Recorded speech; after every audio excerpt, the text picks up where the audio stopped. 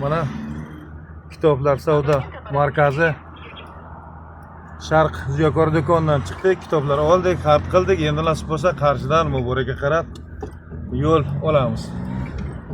Birdi Qarshi shahrida bir yo'l deb aytiladi, ajoyib yo'llar. Qarshiga asosan birinchi prezidentimiz Islom Abdug'aniyevich Karimov obod qilishda o'z hissasini qo'shdi. Undan keyin prezidentimiz Shavkat Mirziyoyev ham Qashqadaryoga e'tibor qaratdi. Qarshi chiroyli bormoqda. Yo'llar zo'r, ravon. Mana maktabdan qaytishga qulay imkoniyatlar mavjud.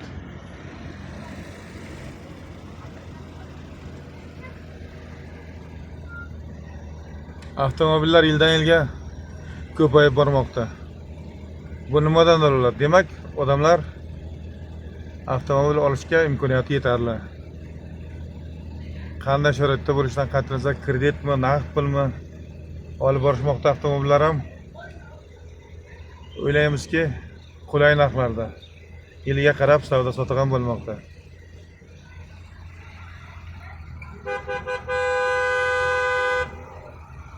Bugun biz bilan rulda o'zimiz qadrdon ukamiz ketmoqda. Qarshi shahrini mana aylanib bormoqdamiz. Yo'l qoidasi umr foydasi deyishadi. Shunga rioya qilgan holda bormoqdamiz.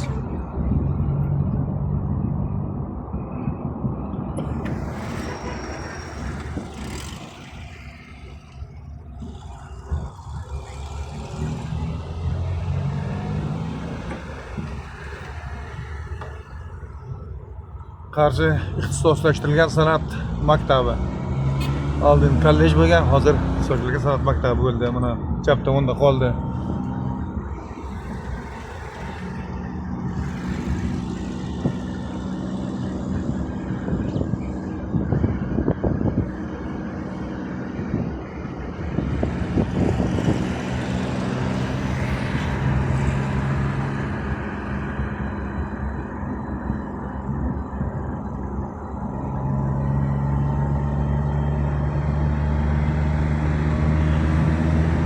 Bu yo'llar mening yo'llarimda, cho'zilgan yo'llar.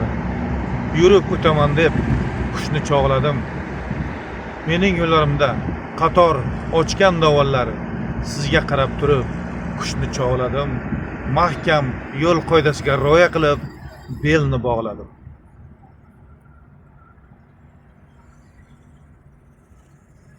Qarshi shahrini ham ko'rsatib qo'ying. Shifoxona. Hayot go'zal, turmush davom etmoqda. Ob-havo bugun 19-fevral 2026-yil bahor bo'ldi. Havo toza havo, tanga davo deb bejiga aytilmagan. Yoshlar markazi.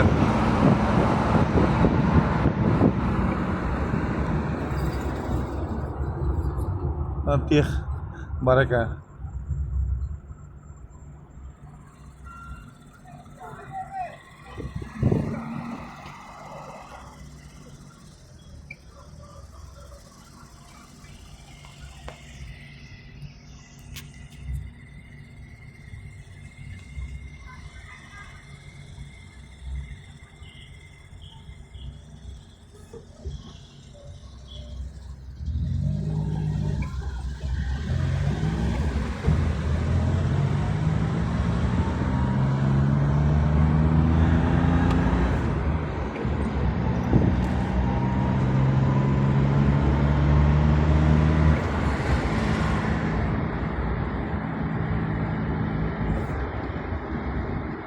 O'zbekiston bayrog'i hilpirab bo'laversin.